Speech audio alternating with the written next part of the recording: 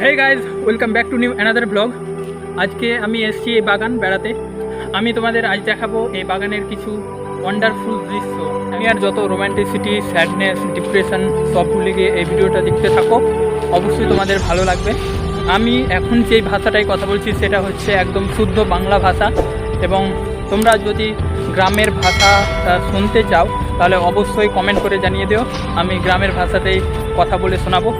तो और बेसी देरी ना करे टेक्निकल म्यूजिक स्टाइल है, तो चलिए शुरू करते हैं।